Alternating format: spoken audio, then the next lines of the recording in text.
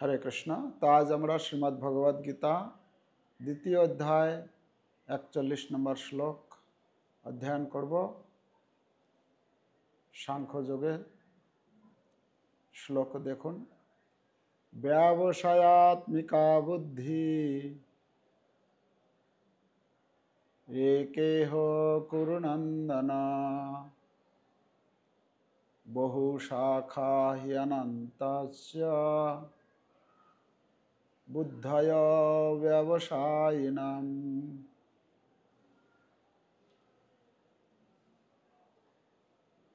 এই শ্লোকের অনুবাদ এবং তাৎপর্য শিলা প্রভুপাদ কৃত। শিলা প্রভুপাদ কি জয়। অনুবাদ: যারা এই পথ অবলম্বন করেছে তাদের নিশ্চয়াত্মিকা বুদ্ধি একনিষ্ঠ। হে কুরুনন্দন, অস্থির চিত্ত সকাম ব্যক্তিদের বুদ্ধি বহু শাখা বিশিষ্ট ও বহুমুখী। তাৎপর্য: কৃষ্ণ ভাবনার মাধ্যমেই কেবল জীবনের সর্বোচ্চ স্তরে উন্নীত হওয়া যাবে। এই দৃঢ় বিশ্বাসকেই বলা হয় ব্যবসায়াত্মিকা বুদ্ধি। শ্রী চৈতন্য চরিতামৃতে মধ্যলীলার 22 অধ্যায়ের 62 নম্বর শ্লোকে বলা হয়েছে, শ্রদ্ধা শব্দে বিশ্বাস কহে সুদৃঢ় নিশ্চয়, কৃষ্ণে ভক্তি কইলে সর্ব কর্মকৃত হয়।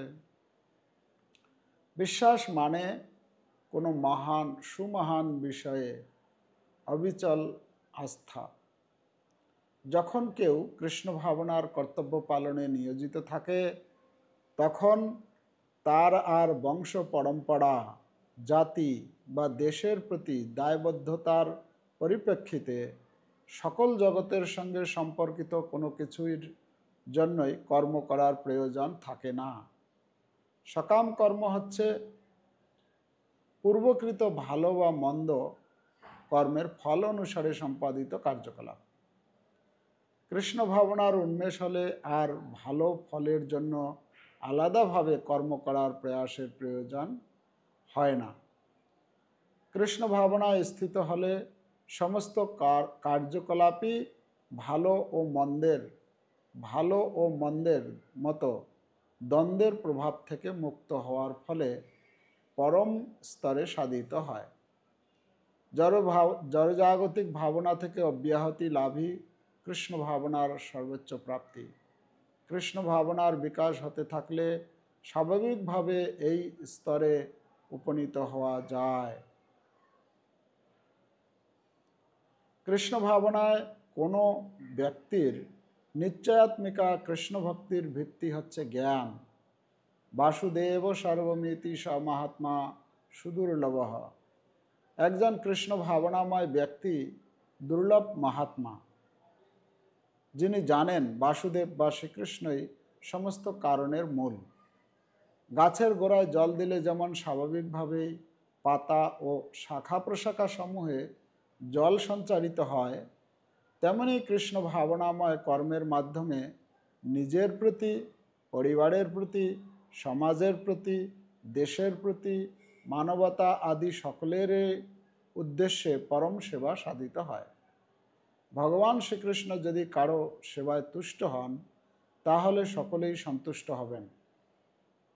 শ্রীকৃষ্ণ সুযোগ্য প্রতিনিধি, সদ্গুরুর সুদক্ষ তত্ত্বাবধানেই কেবল ভক্তিযোগ পরম সুষ্ঠুভাবে সাধিত হয়।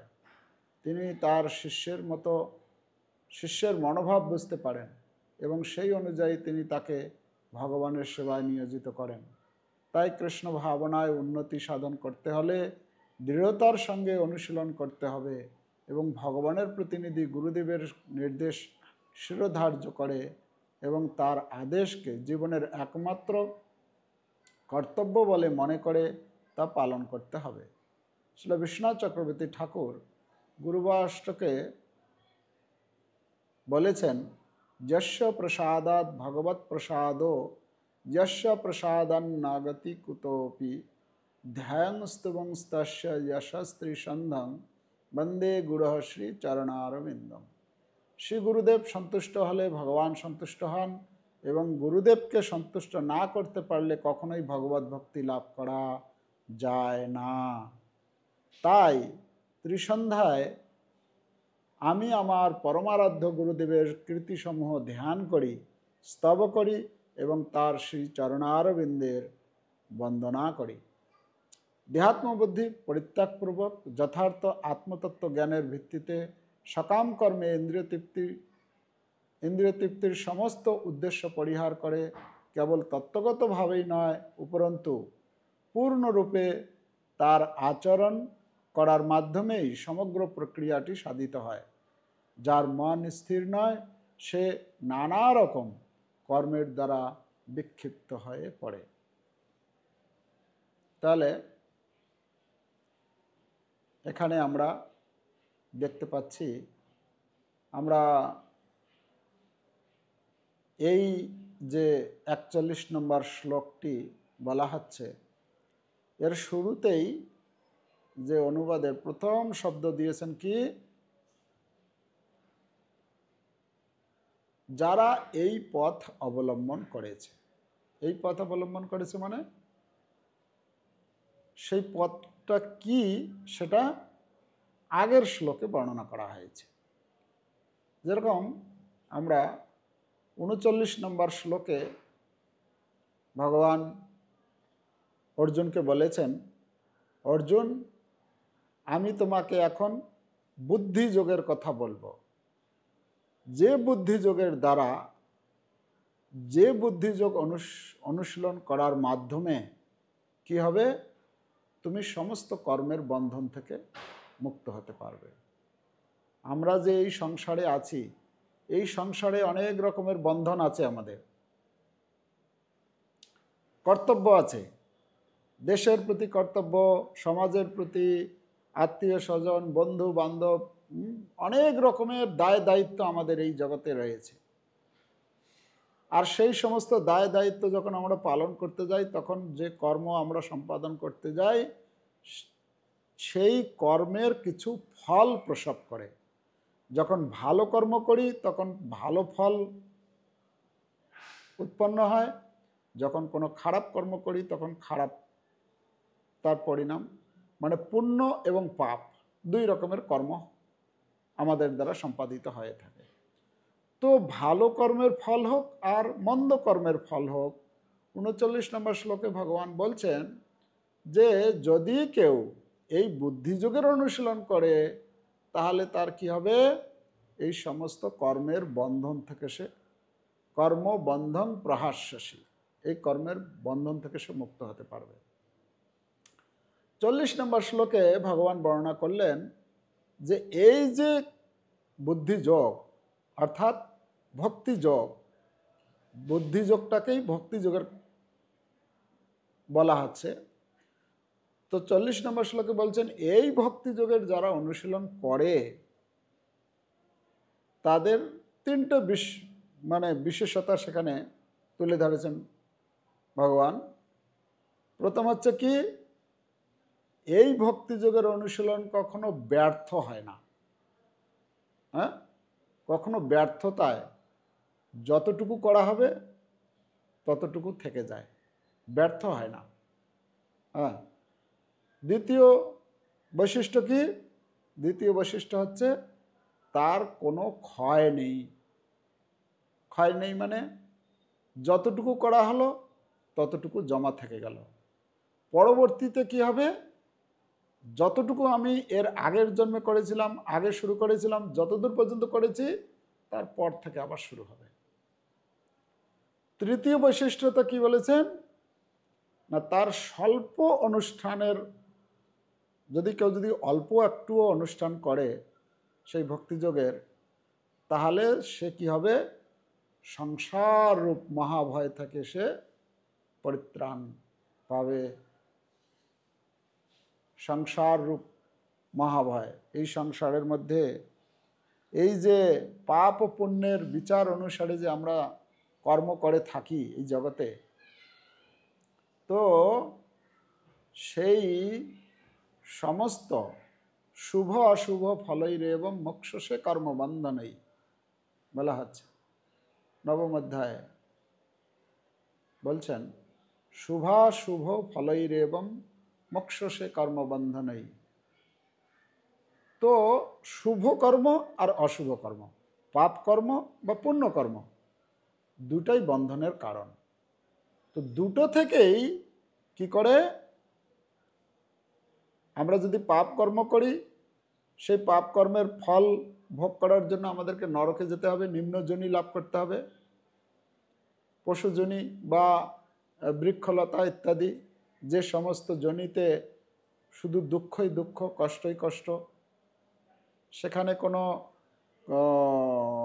কৃষ্ণ ভক্তির কোনো মানে সম্ভাবনা নেই।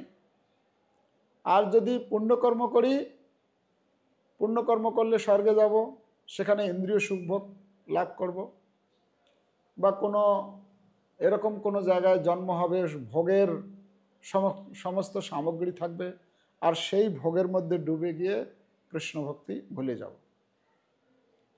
তো দুটাই হচ্ছে বন্ধন। তো শুভ অশুভ ফলৈরে এবং মোক্ষসে কর্মবন্ধনেই, মুক্তি লাভ করা যাবে এই কর্মের বন্ধন থেকে। কিসের মাধ্যমে? এই 40 নম্বর শ্লোকে যেটা বলা হয়েছিল, যে এই তিনটে বিশেষ বৈশিষ্ট্য বর্ণনা করা হচ্ছে। এই ভক্তিযোগের অনুশীলন তার স্বল্প অনুষ্ঠান ও অনুষ্ঠাতাকে সংসাররূপ মহাভয় থেকে পরিত্রাণ করবে।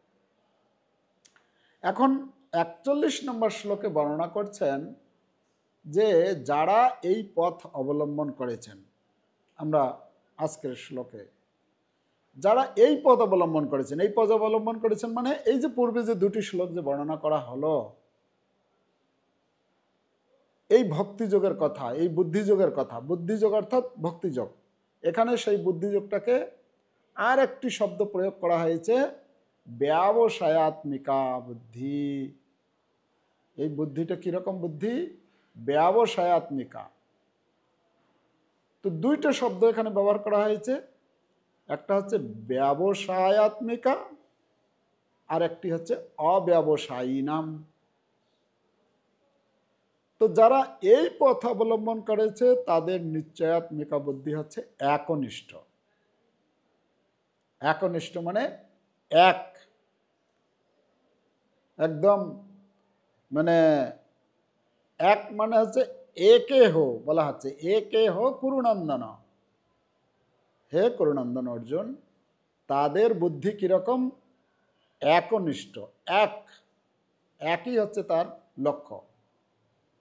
কিন্তু যারা এই ভক্তিযোগের পথ অবলম্বন করে না, তাদের সম্বন্ধে কি বলা হচ্ছে? তারা হচ্ছে অস্থির চিত্ত, সকাম কর্মীদের বুদ্ধি বহু শাখা বিশিষ্ট ও বহুমুখী। দেখুন, সকাম কর্মী বলা হচ্ছে এখানে, অস্থির চিত্ত সকাম ব্যক্তিদের। অস্থির চিত্ত বলা হচ্ছে কেন না, যে যারা এই দুইটাই হচ্ছে পন্থা, একটা ভক্তিযোগের পন্থা আর একটা ভক্তিযোগের বাইরে। যারা ভক্তিযোগ অনুশীলন করে তাদের বুদ্ধি একনিষ্ঠ, আর যারা ভক্তিযোগ অনুশীলন করে না তাদের বহু শাখা বিশিষ্ট। ঠিক আছে? তো এই শ্লোকে দুটি বিষয়কে আলোচনা করা হচ্ছে। এখানে আমরা দেখতে পাচ্ছি, এখানে বলা হচ্ছে ব্যবসায়াত্মিকা বুদ্ধি। প্রথম শব্দ হচ্ছে ব্যবসায়াত্মিকা। ব্যবসায়াত্মিকা মানে ব্যবসায় শব্দের অর্থ হচ্ছে দৃঢ় সংকল্প। ব্যবসায় শব্দের অর্থ দৃঢ় সংকল্প, আর আত্মিকা মানে আত্মা সম্পন্ন। যে সমস্ত ব্যক্তি দৃঢ় সংকল্প, যেমন আমরা যদি এটাকে একটা বৃক্ষের সঙ্গে তুলনা করি, ধরুন একটা বৃক্ষ দাঁড়িয়ে থাকে, কিসের উপর নির্ভর করে দাঁড়িয়ে থাকে? তার যে শিকড়, সেই শিকড় যত মজবুত হয় গাছটি তত একদম স্ট্রং, মানে শক্তিশালী রূপে সে দাঁড়িয়ে থাকে। ঝড় বৃষ্টি যা কিছু আসুক না কেন, সে উপরে পড়ে না, স্থির দাঁড়িয়ে থাকে। তো এখানে বলা হচ্ছে যে সুদৃঢ় মানে দৃঢ় সংকল্প। তাহলে বুদ্ধির যেমন একটি গাছ দাঁড়িয়ে থাকে শিকড়ের উপর নির্ভর করে, সেই শিকড়ের দ্বারা সে সুরক্ষিত থাকে এবং শিকড়ের দ্বারাই সে কি হয়, তার ভোজন সংগ্রহ করে, তাই না? দুটাই সেই শিকড়ের দ্বারা হয়ে থাকে, সেখান থেকে সে সংগ্রহ করে। তো একটি বৃক্ষ যেরকম সেই শিকড়ের দ্বারা তার খাদ্য সংগ্রহ করে এবং সেই শিকড়ের দ্বারাই সে মজবুত হয়ে দাঁড়িয়ে থাকতে পারে, ঠিক তেমনি এই বুদ্ধিযোগ বা অর্থাৎ ভক্তিযোগ যারা অনুশীলন করে তাদের জন্য শিকড়টা কি? দৃঢ় সংকল্প। যাদের মধ্যে দৃঢ় সংকল্পতা আসবে না তারা এই পথে টিকে থাকতে পারে না। তাদের বুদ্ধি বহু শাখা বিশিষ্ট, বহুমুখী বলা হচ্ছে। তারা সকাম বলা হচ্ছে। কেন সকাম কেন বলা হচ্ছে? না, যা কিছু তারা করবে কামনার সহিত করবে। আমি এটা করলে এটা পাবো, ওটা করলে ওটা পাবো ইত্যাদি। সব সময় তার নিজের তাৎক্ষণিক মানে কি বলে ক্ষণস্থায়ী কিছু লাভের জন্য চিন্তা ভাবনা করে সে কর্মে যুক্ত হয়। তো এখানে বলা হচ্ছে যেরকম প্রভুপাদ তার তাৎপর্যে তুলে ধরেছেন। তাৎপর্য কি বলছেন? যে শ্রদ্ধা শব্দে বিশ্বাস কহে সুদৃঢ় নিশ্চয়, কৃষ্ণ ভক্তি কইলে সর্বকর্মকৃত হয়। তাহলে সুদৃঢ় নিশ্চয় কিসের উপরে? শ্রদ্ধা। এই যে আমাদের যে ভগবত ভক্তি যে অনুশীলন, আমরা যে ভগবত ভক্তির মানে সর্বোচ্চ স্তরে পৌঁছাবো, তার প্রথম যে সূত্রপাত সেটা হচ্ছে কি? শ্রদ্ধা। আদৌ শ্রদ্ধা, তত সাধু সঙ্গ, তত ভজন ক্রিয়া, তথা নিষ্ঠা, রুচি, তারপরে আসক্তি, ভাব, প্রেম। এটা এক একটা স্তর রয়েছে। তো প্রথম স্তরটা কি? প্রথম স্তরটি হচ্ছে শ্রদ্ধা। যদি আমার ভেতরে যদি শ্রদ্ধা না থাকে তাহলে কিন্তু আমি এই সংসার থেকে তো মুক্ত হওয়া দূরের কথা। সংসার থেকে মুক্ত হতে গেলে কি করতে হবে? ভগবত ভক্তির অনুশীলন করতে হবে। আর ভগবত ভক্তি অনুশীলন করতে গেলে প্রথম আমার লাগবে শ্রদ্ধা। ভক্তিবিনোদ ঠাকুর একটা গান করেছেন, শ্রদ্ধা মূল্যে, কি একটা গানটা আছে, সেই নাম হাটেতে বিকায়। যে যদি নাম কিনবে রে ভাই, যদি নাম কিনবে রে ভাই, শ্রদ্ধা মূল্যে সেই নাম হাটেতে বিকায়। হ্যাঁ, ভক্তিবিনোদ ঠাকুর তার বাউল সঙ্গীতে লিখেছেন যে যদি এই নাম কিনবে মানে এই যদি আমি ভগবত ভক্তিতে যদি যুক্ত হতে চাই, যদি ভগবত ভক্তি অনুশীলন করতে চাই, তাহলে আমার প্রথম যেরকম যে কোনো জিনিস যদি আমরা সংগ্রহ করতে যাই তাহলে কিছু মূল্য দিতে হয় না? আমরা কিছু টাকা পয়সা কিছু দিই, তার পরিবর্তে সেই জিনিসটা কিনি না? তো যদি আমি ভগবত ভক্তি কিনতে চাই, মানে এই জিনিস যদি আমি সংগ্রহ করতে চাই, তাহলে আমার কি ধন দিতে হবে? তার জন্য শ্রদ্ধা। প্রথম লাগবে শ্রদ্ধা। শ্রদ্ধাটা কি? শ্রদ্ধা শব্দে বিশ্বাস, কহে সুদৃঢ় নিশ্চয়, কৃষ্ণ ভক্তি কইলে সর্বকর্মকৃত হয়। এটা বিশ্বাস থাকতে হবে যে যদি আমি কৃষ্ণ ভক্তি অনুশীলন করি তাহলে আমার সব কিছু করা হয়ে যাবে। কি কি করা হবে? সব কিছু করা মানে কি?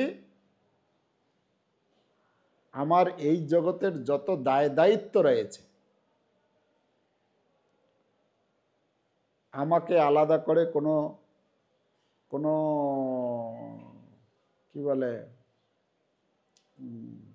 যে বিভিন্ন যে আমাদের দেবদেবী রয়েছে, কতগুলো দেবদেবী রয়েছে, বলা হচ্ছে ৩৩ কোটি দেবদেবী। এক একজন দেবদেবীর যদি আমি সন্তুষ্ট করতে যাই তাহলে আমার কতদিন লাগবে? শেষ আছে?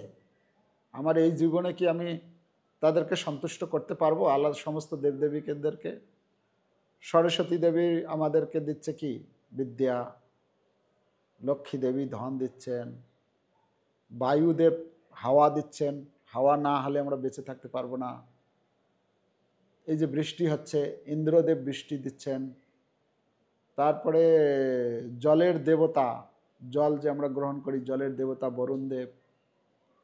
তারপরে সূর্য দেবতা আলো দিচ্ছেন, হ্যাঁ, হিট দিচ্ছেন, তাপ দিচ্ছে, যার ফলে অগ্নি দেবতা আগুন, আগুন যদি না হয় তাহলে আমাদের রান্না করে খেতে পারবো না। আগুন যদি আমাদের পেটে পেটে যে আগুন আছে সেই জঠরাগ্নি রূপে, সে অগ্নিদেব যদি চিন্তা করে যে আমি একটু ফ্লেমটা, এর তাপটা কমিয়ে দিই, তাহলে আর খাওয়ার হজম হবে না। অগ্নিমন্দা, ডাক্তারের কাছে যেতে হবে, ডাক্তারবাবু হজম হচ্ছে না, হ্যাঁ, তখন মেডিসিন খেতে হবে। তো এই যে বিভিন্ন দেবতা, তারা যে বিভিন্ন কিছু আমাদেরকে সরবরাহ করছেন, তো তাদের প্রতি তো আমাদের কিছু দায় দায়িত্ব থাকে না? তো সেইগুলো যদি আমরা এক একজন দেব দেবীকে যদি সন্তুষ্ট করতে যাই, এই জন্মে আমরা শেষ করতে পারবো না। তাহলে কোনো তো একটা উপায় প্রয়োজন রয়েছে, যে উপায়ের মাধ্যমে এই জন্মেই আমি সবার ঋণ শোধ করতে পারি। হ্যাঁ, দেব ঋণ, ঋষি ঋণ, ভূত ঋণ, আলাদা আলাদা ঋণ আছে আমাদের। সেই সমস্ত ঋণ আমরা কিভাবে পরিশোধ করব? তো যদি কেউ, এখানে বলা হচ্ছে কি, কৃষ্ণ ভক্তি কইলে সর্বকর্মকৃত হয়। যদি আমি কৃষ্ণ ভক্তি অনুশীলন করি তাহলে এই সমস্ত যে দায় দায়িত্ব রয়েছে, প্রভুপাদ তার তাৎপর্যে লিখেছেন কি, যে যখন কেউ কৃষ্ণ ভাবনার কর্তব্য পালনে নিয়োজিত থাকে তখন তার আর বংশ পরম্পরা, জাতি বা দেশের প্রতি দায়বদ্ধতার পরিপ্রেক্ষিতে জড়জগতের সঙ্গে সম্পর্কিত কোনো কিছুর জন্যই কর্ম করার প্রয়োজন থাকে না। হ্যাঁ, তারপরে আবার বলেছেন যে পরের প্যারাগ্রাফে দেখুন, কৃষ্ণ ভাবনায় কোনো ব্যক্তির নিশ্চয়াত্মিকা কৃষ্ণ ভক্তির ভিত্তি হচ্ছে জ্ঞান। আচ্ছা, যিনি জানেন বাসুদেব বা শ্রীকৃষ্ণই সমস্ত কারণের মূল। গাছের গোড়ায় জল দিলে যেমন স্বাভাবিকভাবেই পাতা ও শাখা প্রশাখা সমূহে জল সঞ্চারিত হয়, তেমনি কৃষ্ণ ভাবনাময় কর্মের মাধ্যমে নিজের প্রতি, পরিবারের প্রতি, সমাজের প্রতি, দেশের প্রতি, মানবতা আদি সকলেরই উদ্দেশ্যে পরম সেবা সাধিত হয়। ভগবান শ্রীকৃষ্ণ যদি কারো সেবায় সন্তুষ্ট হন তাহলে সকলেই সন্তুষ্ট হবেন। তাহলে ভগবান যদি সন্তুষ্ট হবেন, যস্মিন তুষ্টে জগৎ তুষ্টম বলা হচ্ছে, যস্মিন তুষ্টে জগৎ তুষ্টম।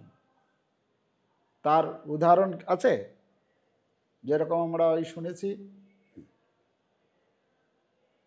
দ্রৌপদী দেবী, দ্রৌপদী দেবী সেই তার যে কি ভাণ্ড ছিল ওটা, একটা একটা ভাণ্ড দিয়েছিল, কি সূর্যদেব, হ্যাঁ, অক্ষয় পাত্র। এই অক্ষয় পাত্র দিয়েছিল। অক্ষয় অক্ষয় পাত্রে কি ছিল? যত যত লোক আসবে, দ্রৌপদী দেবী খাওয়ার আগে যত লোক আসবে সবাইকে খাওয়াতে পারবে। হাজার হাজার লক্ষ লক্ষ লোককে খাওয়াতে পারবে। কিন্তু যেই মুহূর্তে দ্রৌপদী দেবী খাবে, তারপর থেকে সেই দিনের জন্য বন্ধ হয়ে যাবে। এটা এই পাত্রটা দিয়েছিল। তো ভগবান সেই প্রমাণ করেছিলেন। যখন ওই দুর্বাসা ঋষি আসলেন, তার কি বলে কৌরবদের, দুর্যোধনের কূটনীতি, মানে দুর্যোধনের ছল, তার যে একটা যে উদ্দেশ্য ছিল যে কি করে দুর্বাসা ঋষি অসন্তুষ্ট হয়ে পাণ্ডবদেরকে অভিশাপ দিবে। তো দুর্বাসা দেবী এসেছিল, সেই বলেছিল সন্ধ্যার সময় যাবেন। হ্যাঁ, তো দ্রৌপদী দেবী খাওয়া দাওয়ার পরে এসে গেছেন। সে দুর্বাসা ঋষি এসে পৌঁছে গেছেন। দুর্বাসা ঋষি যখন এসেছেন, তার 10,000 শিষ্য নিয়ে এসেছে। তো তাদেরকে আদর আপ্যায়ন করতে হবে, খাওয়াতে হবে। তখন চিন্তায় পড়ে গেছে, কি করে সম্ভব, এখন কোথার থেকে আমি তাদেরকে খাওয়ানোর ব্যবস্থা করব। তো তখন কি হলো, ভগবান দ্রৌপদী দেবী ভগবানের কাছে প্রার্থনা করতে শুরু করলেন, হে ভগবান, এই দুর্বাসা মুনিকে আমরা তো মানে আদর আপ্যায়ন করতে পারবো না, তাহলে কি করে এই পরিস্থিতি থেকে কি করে মুক্ত হতে পারবো। ভগবানের কাছে প্রার্থনা শুরু করলেন, হে ভগবান, আপনি একমাত্র উপায়, কিছু ব্যবস্থা করুন। ভগবান তখন আসলেন, এসে বলছেন, দ্রৌপদী, আমার খুব ক্ষুধা লেগেছে, আমাকে কিছু খেতে দাও। দ্রৌপদী বলছে, আমি কি করে কোথা থেকে খেতে দেব, আজকের খাবারের কোটা শেষ। কেন? দ্রৌপদী দেবী একবার খেয়ে দিয়ে যদি অক্ষয় পাত্র পরিষ্কার করে রাখে, সেই দিনের জন্য আর কোনো সেখান থেকে খাদ্য পাওয়া যাবে না, আবার পরের দিন শুরু হবে। তো কি করে হবে? তো তখন দ্রৌপদী দেবীকে বলছেন, না তুমি দেখো, কিছু তো থাকবে। তখন কি হলো, ওই পাত্রের দেখলো, হ্যাঁ, কীরকম, মানে ভগবানেরই পরিকল্পনায় দ্রৌপদী দেবী এরকম একজন যিনি সেবায় নিপুণ, তিনি বাসন মেজেছেন, সেই পাত্রটি পরিষ্কার করেছেন, কিন্তু তাতে কি হয়ে গেছে বলা হচ্ছে, কোথাও একটু শাকের কণা লেগেছিল। আর সেটা নিয়ে ভগবান কি করেছেন, মুখে দিয়েছেন। মুখে দিয়ে বলছেন, তৃপ্ত, আমি তৃপ্ত হয়ে গেলাম। আর যখনে ভগবান ঢেকুর ছেড়েছেন, হ্যাঁ, আর ওই দিকে যে স্নান করতে গিয়েছিল, তাদেরকে পাঠিয়েছিল যমুনায়, যে স্নান করে আসুন, স্নান করে এসে আপনারা ভোজন করবেন। আর ওইখানে তারা যে স্নান করছিল, সেই দুর্বাসা মুনি সহ তার যে 10,000 শিষ্য ছিল, সবারই পেট ভরে গেছে, আর সবার ঢেকুর বেরোতে শুরু করে দিয়েছে। সবাই একে অপরের দিকে তাকাচ্ছে আর বলছে, আমি আর একটু, মানে এক কণা মাত্র আর ভেতরে আমার জায়গা নেই খাওয়ার।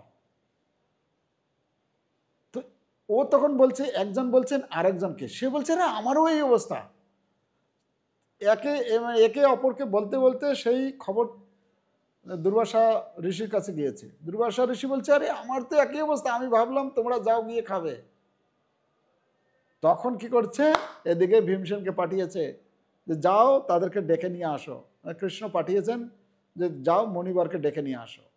আর যখন দূর থেকে দেখেছে ভীমসেন আসছে, তারা ওখান থেকেই পালাতে শুরু করে দিয়েছে যে ভীমসেন এখন আসবে। ভীমসেন মানে তো শক্তিশালী, হ্যাঁ, যদি গিয়ে যদি খেতে না পারি, এতজনের জন্য রান্না ব্যবস্থা করেছে সব, তাহলে তো সব নষ্ট হবে, তাহলে কত মানে আমাদেরকে অপমানিত হতে হবে।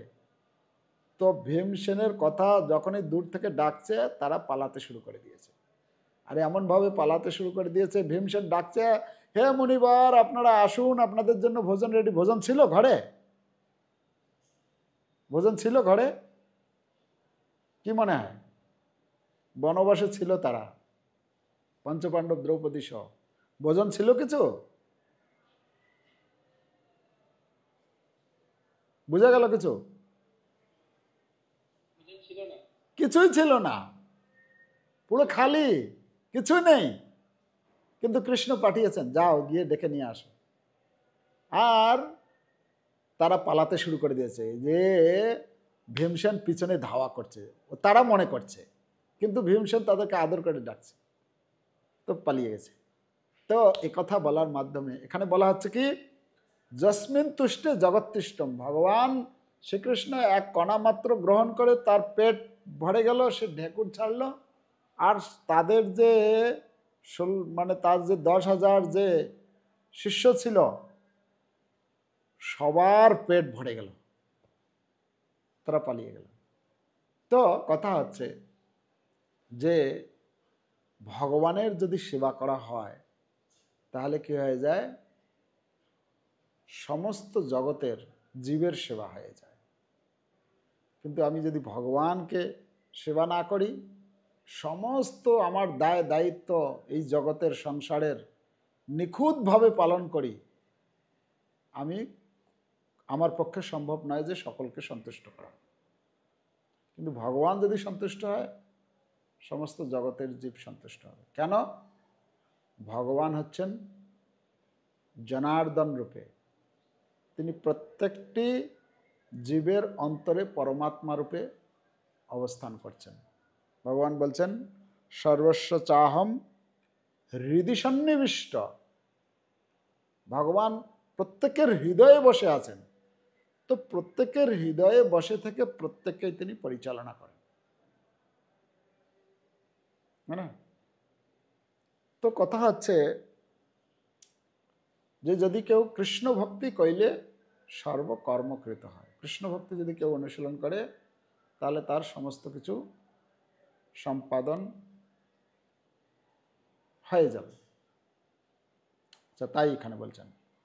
আচ্ছা, যে উদাহরণটা আমরা দিয়েছিলাম, ঠিক যেরকম গাছের একটি গাছ, এখানে বলছেন যে গাছের গোড়ায় যখন জল দিই তখন আলাদা, মানে গাছের গোড়ায় জল দিলে গাছটি কি হয়ে যায়, তার শাখা প্রশাখায় পত্র পুষ্পে সর্বত্র সেই জল পৌঁছে যায় যদি গোড়ায় জল দেওয়া হয়। ঠিক তেমনি ভগবানের যদি সেবা করা হয় তাহলে সমস্ত জীবের সেবা করা হয়ে যায়। আচ্ছা, এখানে যে বৃক্ষ, যেরকম একটা বৃক্ষ, এখানে শব্দ দিয়েছে কিন্তু সুদৃঢ় হয়ে থাকা। যেরকম এই বৃক্ষ কি হয়, যত দিন যাবে ততই কি করে সেই মানে কি বলে, শিকড়ের মাধ্যমে খাদ্য সংগ্রহ করে, এবং শিকড়ের দ্বারাই সে কি করে, এই জমিকে আঁকড়ে ধরে থাকে, মানে সুরক্ষিত থাকে। ঠিক তেমনি আমাদের ভগবত ভক্তিতে যদি কেউ যদি তার যদি দৃঢ় সংকল্প থাকে, সেই দৃঢ় সংকল্পতার সঙ্গে কি হবে, সেই দৃঢ় সংকল্পতার সঙ্গে যখন সেই বুদ্ধিযোগের অনুশীলন করবে, তার ফলে তার ভক্তি দ্বারা পুষ্ট হবে এবং সে মজবুত হবে, স্ট্রং হবে, এবং কোনো রকম পরিস্থিতিতে যত সে ভগবত ভক্তিতে উন্নত হতে থাকবে তত তার শ্রদ্ধা, তার বিশ্বাস আরও সুদৃঢ় হবে, তার সংকল্প আরও সুদৃঢ় হবে, তাই না? তো তখন কি হবে, যখন সুদৃঢ় হবে তখন তার এই জগতের যে বিভিন্ন রকম যে বাধা বিপত্তি, বিভিন্ন রকমের যে ঝড় বৃষ্টি, মানে ঝড় বৃষ্টি বলতে অর্থাৎ পরিবারের তরফ থেকে বাধা, সমাজের তরফ থেকে, তারপরে দেশের বিভিন্ন পরিস্থিতি থেকে যে আমার যে মানে এটাকে ঝড়ের সঙ্গে তুলনা করা হয়েছে। আমার ভগবত ভক্তিতে একটা বাধা যে আসবে, কিন্তু বাধা আসলেও সে আর ভগবত ভক্তি থেকে কখনো চলে যাবে না। ঠিক আছে? তো কথা হচ্ছে ভগবত ভক্তি হচ্ছে এরকম যে ভগবত ভক্তি যদি কেউ অনুশীলন করে তাহলে সে পুষ্টি মানে শক্ত হবে, সুদৃঢ় হবে এবং এবং কি হবে, সুরক্ষিত থাকবে। ঠিক আছে? তো তারপরে শব্দ বলছেন এখানে যে একেহ করুনন্দন, একেহ করুনন্দন যে শব্দটি ব্যবহার করা হচ্ছে এখানে যেরকম দেওয়া হচ্ছে, সে গাছের উদাহরণের মাধ্যমে যদি আমরা ধরি যে গাছ, একটা গাছ, অনেক গাছ, দুই রকমের গাছ পাওয়া যায়। এক রকমের গাছ আছে যে এক রকমের গাছ আছে যে একটা শাখা ওইটাই পুরো অনেক বড় হয়। আবার কিছু গাছ আছে একটু বড় হওয়ার পরেই শাখা প্রশাখা অনেক হয়ে যায়। তো এখানে বলা হচ্ছে কি একেহ কুরু, মানে একটাই তার। প্রভুপাদ তাৎপর্যে বলেছেন যে যারা কৃষ্ণ ভক্তি অনুশীলন করে তাদের ব্যবসায়াত্মিকা একনিষ্ঠ,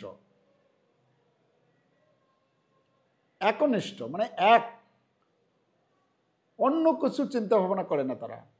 আর যারা কৃষ্ণ ভক্তি অনুশীলন করে না তাদের বহু শাখা, তারা দেশের সেবা করবে, জাতির সেবা করবে, বিভিন্ন সেবা করবে, কিন্তু যে সেবা করার মাধ্যমে এই জগৎ থেকে সে মুক্তি লাভ করতে পারবে সেই সেবা ছাড়া আর অনেক রকম সেবা করবে।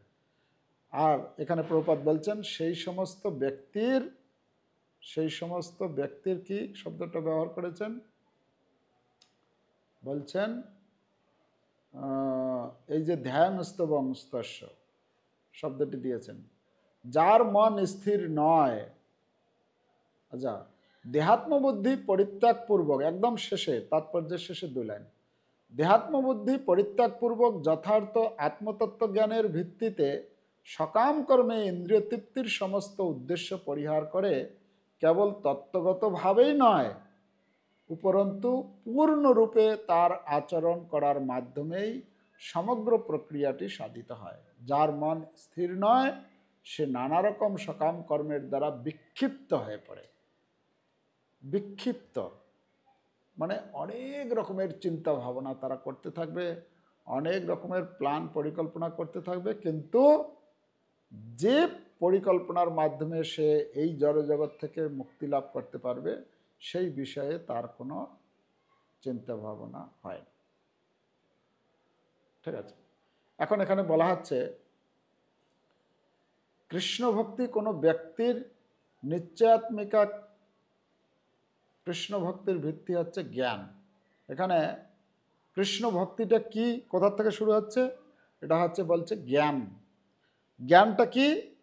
জ্ঞানটা হচ্ছে বাসুদেবম সর্বমিতি স্বমাহাত্মা সুদুর্লভ। এখানে বলছেন মানে বাসুদেবে সর্বমিতি, সর্বমিতি মানে সমস্ত কিছুর শেষ হচ্ছে বাসুদেব।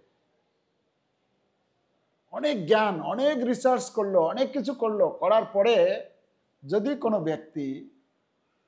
কোনো ব্যক্তি এই সিদ্ধান্তে উপনীত হলো যে ভগবান শ্রীকৃষ্ণই হচ্ছেন সব কিছুর মূল, ভগবান শ্রীকৃষ্ণই হচ্ছেন এই বিশ্ব চরাচরের মালিক।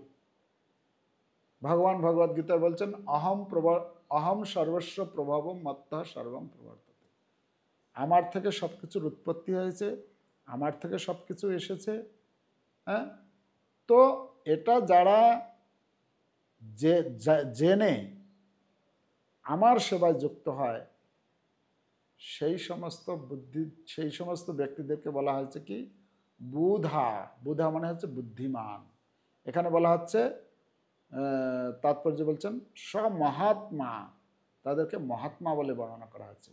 এইরকম মহাত্মা অত্যন্ত দুর্লভ, স্বমহাত্মা সুদুর্লভ, তাই না?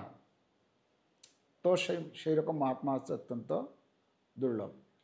তো এখানে আমরা দেখতে পাচ্ছি, কিন্তু সেই কৃষ্ণ ভক্তি কী করে সম্পাদন হবে সেই সম্বন্ধে শিল প্রভুপাদ বলছেন যে আমাদের কি করতে হবে। এক এক শ্রীকৃষ্ণের সুযোগ্য প্রতিনিধি সদ্গুরুর সুদক্ষ তত্ত্বাবধানেই কেবল ভক্তিযোগ পরম সুষ্ঠুভাবে সাধিত হয়। এই ভক্তিযোগ যে আমরা অনুশীলন করব সেটা কি করে সম্ভব হবে? আমাদের একজন সদ্গুরুর আশ্রয় গ্রহণ করতে হবে, সদ্গুরুর সুদক্ষ তত্ত্বাবধান প্রয়োজন রয়েছে। সদ্গুরুর সুদক্ষ তত্ত্বাবধানে যদি আমরা এই ভক্তি অনুশীলন করি তাহলেই আমরা এই কৃষ্ণ ভক্তিতে উন্নতি লাভ করতে পারব। আর সেই সদ্গুরু সম্বন্ধে প্রভুপাদ শ্রীল বিশ্বনাথ চক্রবর্তী ঠাকুরের সেই গুরুবাষ্টক আমরা প্রতিদিন সকালবেলা করে মঙ্গলারতিতে গাই, যস্য প্রসাদাৎ ভগবৎ প্রসাদ যস্য প্রসাদান না গতি কুত। যস্য প্রসাদাৎ, যার প্রসাদে মানে কৃপায়, যস্য প্রসাদাৎ ভগবৎ প্রসাদ, যার কৃপাতে ভগবানের কৃপা লাভ হয়। যস্য অপ্রসাদান না গতি কুত আপি, যার অপ্রসাদ, যার প্রসাদ না পেলে ন গতি কুত আপি, গতি মানে তার কোনো গতি নেই, অন্য কোনো গতি নেই। যস্য অপ্রসাদাৎ ন গতি কুতোপি, সেই গুরুদেবের আমি পাদপদ্ম বন্দনা করি, ত্রিসন্ধ্যা তার স্তব করি, তার ধ্যান করি এবং তার বন্দনা করি, এটা বলা হচ্ছে।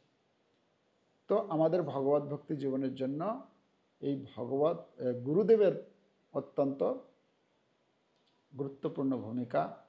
গুরুদেবের মাধ্যমেই আমরা এই ভগবত ভক্তি পথে এগিয়ে যেতে পারব। তা গুরুদেবের তত্ত্বাবধানে থেকে আমাদের ভগবত ভক্তি অনুশীলন করতে হবে। আশ্রয় লইয়া ভজে তারে কৃষ্ণ নাহি তেজে, আর সব মরে অকারণ, বলা হচ্ছে। আশ্রয় নিয়ে আমাদের ভগবত ভক্তির অনুশীলন করার কথা বলছেন এখানে। তো সেই কথাই এখানে আলোচনা করা হচ্ছে। এই যে আমরা যে ভগবত ভক্তি অনুশীলন করছি, এই ভগবত ভক্তিটাকে কিসের সঙ্গে তুলনা করা হচ্ছে? একটা লতা বৃক্ষ যে আছে, লতা যেরকম আছে, লতা গাছ আছে এরকম অনেক, যে লতা গাছগুলি অনেক বড় হতে পারে, কিন্তু সে কি মানে অবলম্বন চাই। তো এই যে ভক্তিলতা বীজ যে রয়েছে, এই ভক্তিলতা বীজকে কি করতে হয়? ভক্ত কি করে? প্রতিদিন শ্রবণ কীর্তন করে। এখন যেরকম আমরা শ্রবণ করছি বা কীর্তন করছি, শ্রবণ কীর্তন জলে করায়ে সেচন বলা হচ্ছে। হ্যাঁ, এই প্রতিদিন আমাদের জল দিতে হবে, যেমন গাছে জল দেওয়া হয়। এই ভক্তিলতা বীজকে আমাদের কি করতে হবে? যদি আমরা জল সেচন করি, জলটা কি? শ্রবণ আর কীর্তন। এই শ্রবণ কীর্তন আমাদের করতে হবে। যে যত শ্রবণ কীর্তন করবে তার ভক্তিলতার যে বীজ, ভক্তিলতা যে বৃক্ষটি তাড়াতাড়ি বর্ধিত হতে থাকবে।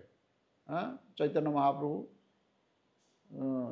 কৃষ্ণদাস কবিরাজ গোস্বামী চৈতন্য চরিতামৃতে বর্ণনা করা হয়েছে যে নিত্যসিদ্ধ কৃষ্ণ প্রেম সাধ্য কবু নয়, শ্রবণাদি শুদ্ধ চিত্তে করায় উদয়। শ্রবণাদি শুদ্ধ চিত্তে করায় উদয়। শ্রবণ কীর্তন স্মরণ ইত্যাদি এর মাধ্যমে কি হবে? ধীরে ধীরে ধীরে ধীরে সেই ভক্তিলতা বৃক্ষটি বাড়তে থাকবে, বাড়তে বাড়তে বাড়তে বাড়তে একদিন গোলক বৃন্দাবনে পৌঁছে যাবে, কৃষ্ণের চরণে গিয়ে পৌঁছে যাবে। হ্যাঁ, তো সেই কথা এখানে বলা হচ্ছে। তাহলে আমাদের ভগবত ভক্তি অনুশীলন করতে হবে। একজন গুরুর তত্ত্বাবধানে থেকে এই কৃষ্ণ ভক্তির অনুশীলন করার জন্য। এখানে আর একটা শব্দ বলছেন যে ব্যবসায়, ব্যবসায় শব্দ, ব্যবসা মানে হচ্ছে ব্যাপার, তাই না? যদি ব্যবসা শব্দটা যদি আমরা দেখি, এটাকে যদি একটা, ধরুন আমাদের এই শরীরটা রয়েছে, এই শরীরটাকে একটা যদি কারের সঙ্গে তুলনা করা হয়, গাড়ি, কার, এই কার দিয়ে কেউ কি করবে? কৃষ্ণ ভক্তিরূপী ধন সংগ্রহ করবে। তো কৃষ্ণ ভক্তিরূপী ধন যদি কেউ সংগ্রহ করে, তাহলে কি হবে? সে অন্তিমে কৃষ্ণের কাছে ফিরে যাবে। আর এই কার দিয়ে কেউ কি করবে? তার তার ইন্দ্রিয় সুখ ভোগের বিভিন্ন বাসনা, এখানে দুইটা, এই শ্লোকে দুইটা লাইনে দুইটা কথা বলছেন।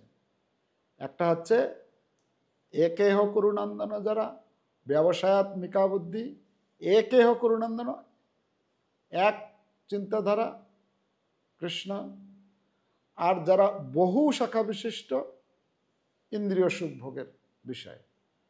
তাহলে আমাকে চিন্তা করতে হবে আমি কোনটা করব।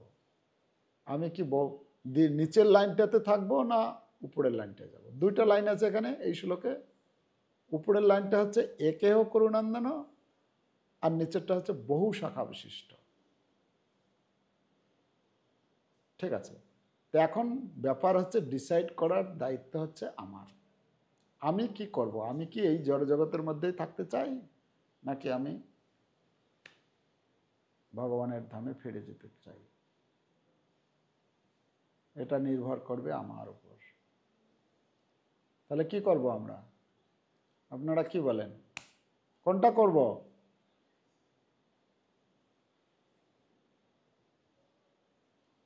শাস্ত্র শিক্ষা দেয়, শাস্ত্র কি করে? শাসন করে, শিক্ষা দেয়, কিন্তু করার দায়িত্বটা হচ্ছে আমার উপর ছেড়ে দেয়। ভগবদ্গীতায় যেরকম অর্জুনকে পুরো 18 অধ্যায় যখন কমপ্লিট হয়ে গেছে ভগবদ্গীতার, অর্জুনকে বলছেন, অর্জুন আমি সব কিছু তোমাকে বললাম, এবারে তুমি যথেচ্ছসি তথা করু, তোমার যা তুমি ভালো মনে করো সেটা করো, ছেড়ে দিয়েছে। তো সেই রকম শাস্ত্র বলে দিয়েছে, আমি কোনটা করব এখন সেটা আমার ব্যাপার। ঠিক আছে? তাহলে আজকের এই শ্লোকে যা আলোচনা করলাম, একনিষ্ঠ একেহ কুরুনন্দন যারা শুধুমাত্র কৃষ্ণ ভক্তির অনুশীলন করবে, কৃষ্ণ ভক্তির অনুশীলন করার মাধ্যমে এই জড়জগতের সমস্ত বন্ধন থেকে মুক্ত হয়ে কৃষ্ণের কাছে পৌঁছে যেতে পারবে, এটা একটা মার্গ। দ্বিতীয় হচ্ছে এই জড়জগতের সকাম কর্মের দ্বারা বিভিন্ন রকম ভোগ বাসনার প্রতি যদি আমরা আসক্ত হয়ে থাকি, তাহলে এই জড়জগতের মধ্যে পুনরপি জননম পুনরপি মরণম পুনরপি জননী জঠরে শয়নম, এই জড়জগতের মধ্যে জন্ম মৃত্যু জরাব্যাধি চলতে থাকবে। তো আমি কোনটা গ্রহণ করব সেটা আমাকে ডিসাইড করতে হবে। হরে কৃষ্ণ কৃষ্ণ কৃষ্ণ হরে হরে, হরে রাম রাম রাম হরে হরে।